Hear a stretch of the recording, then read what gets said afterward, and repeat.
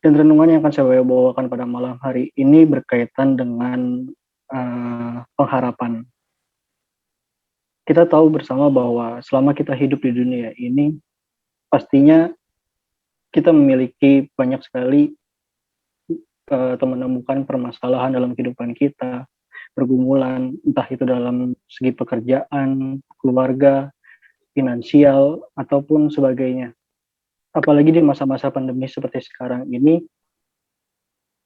eh, banyak hal yang terjadi dalam hidup kita. Dan tak jarang pada saat-saat seperti ini, kita selalu pasti punya satu pengharapan kepada Tuhan, atau punya satu impian di mana kita berharap untuk setiap kelancaran, untuk jalan keluar dari setiap pergumulan kehidupan kehidupan kita. Akan tetapi pertanyaannya adalah apakah kita setelah sungguh benar berharap kepada Tuhan, atau kita mengandalkan manusia dan mengandalkan kekuatan kita sendiri. Dan kita juga seringkali tidak menemukan jalan keluar itu. Sebab karena di dalam Yeremia 17 ayatnya yang kelima dikatakan bahwa terkutuklah orang yang mengandalkan manusia, yang mengandalkan kekuatannya sendiri, dan yang hatinya menjauh daripada Tuhan. Di Alkitab dengan jelas dikatakan bahwa jika kita mengandalkan kekuatan kita sendiri, jika kita mengandalkan berharap kepada manusia, kita pasti akan terkutuk. Dan karena apa? Karena kita menaruh harapan itu kepada manusia dan berusaha menyelesaikan permasalahannya kita sendiri. Kenapa bisa terkutuk menurut saya? Karena jika kita mengandalkan manusia, jika kita mengandalkan kekuatan kita sendiri, yang kita ketemukan bukanlah jalan keluar, melainkan kekecewaan atau bahkan masalah itu tambah buruk. Dan mungkin juga yang akan terjadi adalah kita malah menyalahkan Tuhan. Dan berkata, Tuhan, kenapa ini semua harus terjadi dalam hidup saya? Kenapa kok nggak ada yang beres ya Tuhan? Kok Tuhan jahat sama saya? Kok Tuhan nggak adil ya? Di saat kita berharap kepada manusia, mungkin hal itulah yang akan terjadi.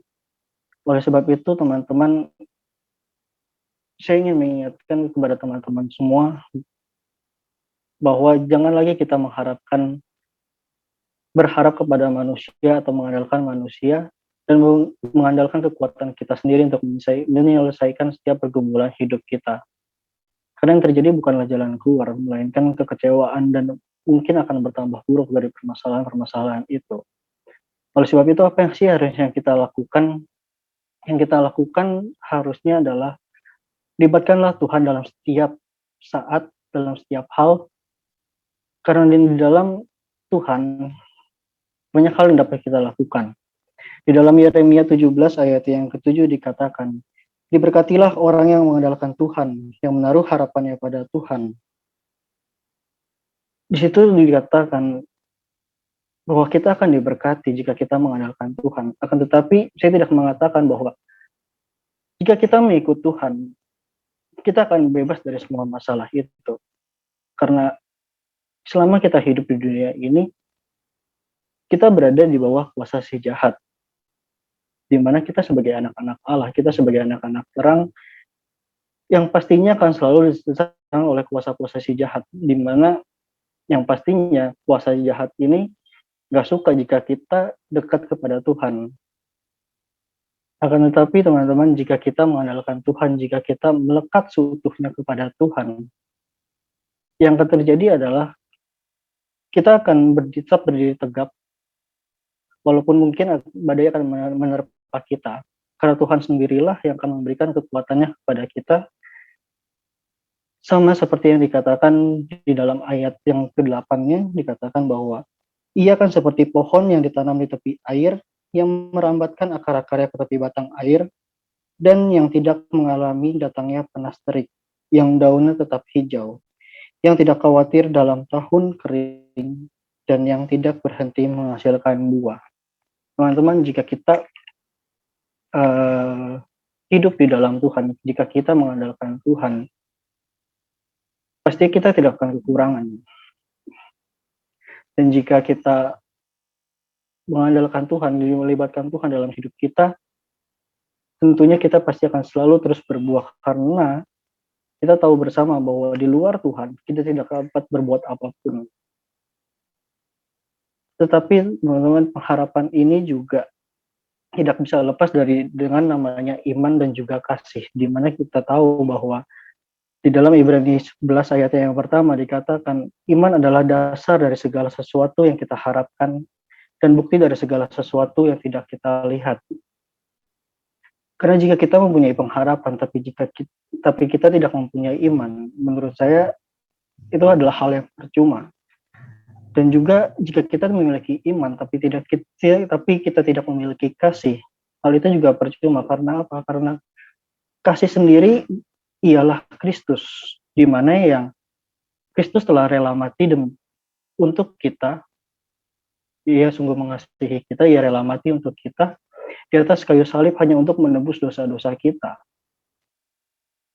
Oleh sebab itu, kita sebagai anak-anaknya seharusnya wajib dan perlu untuk mengenal dan mengasihi Tuhan. Sebab di dalam kitab Roma ayat yang ke-8, bab 8 ayat yang ke-28 sampai dengan 30, dikatakan bahwa kita tahu sekarang bahwa Allah turut bekerja dalam segala sesuatu untuk mendatangkan kebaikan bagi mereka yang mengasihi Dia, yaitu bagi mereka yang terpanggil sesuai dengan rencana Allah. Sebab semua orang yang telah dipilihnya dari semula, mereka juga ditentukannya dari semula untuk menjadi serupa dengan gambaran anaknya, supaya anaknya itu menjadi yang sulung di antara banyak saudara. Dan mereka yang ditentukannya dari semula, mereka itu juga dipanggilnya. Dan mereka yang dipanggilnya, mereka itu juga dibenarkannya. Dan mereka yang dibenarkannya, mereka itu juga dimuliakannya. Sebenarnya kita semua itu dipanggil oleh Tuhan. Akan tetapi, maukah kita menanggapi panggilan itu? Maukah kita mendekat kepada Tuhan? Maukah kita untuk hidup di dalam Tuhan? Maukah kita melayani Dia? Mungkin itu yang bisa jadi pertanyaannya. Untuk kita dipanggil, pasti kita dipanggil. Tetapi menurut saya, tiap orang semua dipanggil. Akan tetapi, sedikit yang terpilih. Kenapa? Karena ya menurut saya, banyak orang yang menolak panggilan-panggilan itu dan mereka merasa lebih hebat daripada Tuhan. Mereka hidup di luar Tuhan, mereka foya-foya segala macam. Oleh sebab itu, yang jadi pertanyaan adalah, maukah kita menanggapi panggilan itu? Dan di saat kita sudah mengenal Tuhan dan betul-betul mengasihi Dia dan hidup di dalam Tuhan, di dalam Mazmur 23 ayatnya yang ketiga dan 4 dikatakan, Ia akan menyegarkan jiwaku, Ia menuntun aku di jalan yang benar oleh karena namanya. Sekalipun aku berjalan dalam lembah kekelaman, aku tidak takut bahaya, sebab Engkau besertaku, gadamu dan tongkatmu, itulah yang menghibur aku. Jika kita mengandalkan Tuhan, jika kita hidup di dalam Tuhan, janji Tuhan pasti akan dinyatakan dalam hidup kita. Kita tidak perlu takut, kita tidak perlu merasa khawatir lagi. Sebab dengan jelas dikatakan di dalam Mazmur 23 ayat yang keempat itu, dikatakan, sekalipun kita berjalan di dalam lembah kekelaman, aku tidak takut bahaya. Sebab kita tahu juga, roh ketakutan bukan berasal daripada Tuhan.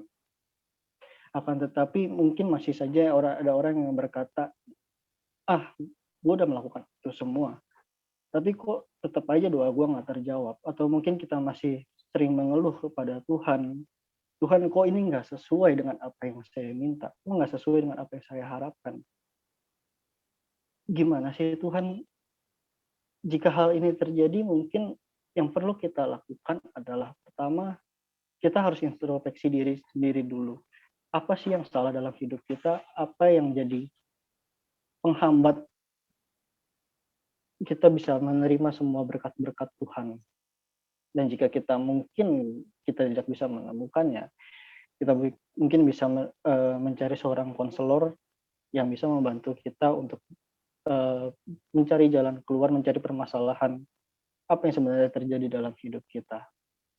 Tetapi teman-teman, saya ingin mengingatkan bahwa satu hal yang pasti adalah bahwa Tuhan itu baik dan Tuhan tahu apa yang kita butuhkan, apa yang kita perlukan, Tuhan tahu. Kenapa? Karena burung-burung di langit dan bunga bakung di ladang saja dipelihara oleh Tuhan, apalagi kita, anak-anaknya, yang jauh lebih berharga daripada burung-burung pipit dan juga bunga bakung di ladang. Pasti Tuhan akan pelihara.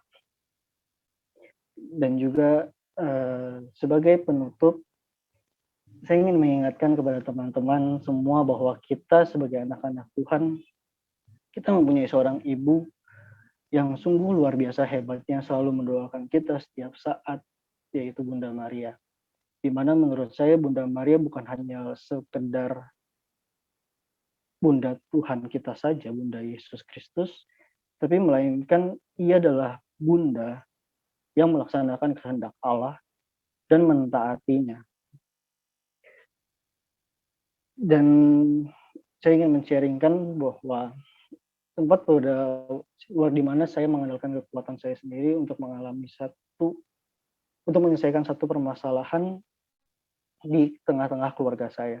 Jadi pada saat itu keluarga saya lagi sedang kacau balau, lagi sedang banyak sekali pertengkaran segala macam, dan saya bilang dalam diri saya bahwa saya ingin merubah mereka dengan kekuatan saya sendiri. Dan yang terjadi teman-teman, bukannya bertambah baik, bukannya bertambah beres, tetapi yang terjadi adalah makin berantakan. Dan saya juga sempat tersulut emosi, ikut-ikutan berantem segala macam, dan ya akhirnya di satu titik saya merasa, saya bilang ke Tuhan, Tuhan saya lelah, saya capek dengan ini semua. Saya cuma satu yang ingin saya minta, Tuhan, keluarga saya pulih dan keluarga saya damai. Di saat saya berbicara seperti itu, tiba-tiba ada suara yang mengingatkan saya dan menyuruh saya, berdoalah rosario. Dan suara itu benar-benar lembut, benar-benar halus banget, seperti seorang ibu yang penuh dengan kasih, dan saya meyakini itu adalah suara Bunda Maria. Tetapi jujur saya katakan, saya adalah orang yang tidak menyukai yang namanya devosi. Karena menurut saya devosi itu buat saya membosankan dan bahkan bikin ngantuk lah segala macam. Saya nggak suka hal itu. Sehingga saya pas saat Bunda Maria menyuruh saya berdoa rosario, saya bingung apa yang harus menjadi wujud doa saya. Kemudian saya tanya kepada Tuhan, Tuhan apa yang harus saya doakan? Wujud doa apa yang harus saya sampaikan? Yang Tuhan katakan cuma satu, pemulihan keluarga. Setelah itu kemudian saya malamnya saya berdoa rosario dengan wujud doa pemulihan keluarga. Dan teman-teman tahu apa yang terjadi keesokan harinya, dan keesokan harinya yang terjadi adalah semua menjadi damai, menjadi rukun, menjadi tentram. Seakan-akan kayak gak pernah terjadi pertengkaran gitu. Sampai saya bilang ke Tuhan, Tuhan apa yang terjadi? Masa iya secepat itu doa saya dikabulkan? Saya merasa tidak percaya pada saat itu. Tapi itulah yang terjadi.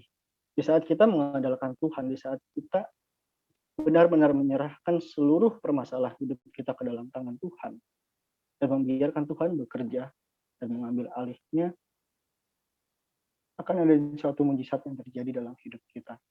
Dan bukan hanya itu saja, juga yang terjadi dalam keluarga saya adalah yang tadi koko saya tidak suka berdoa, dan ia kehilangan pekerjaannya. Akhirnya dia melakukan doa novena.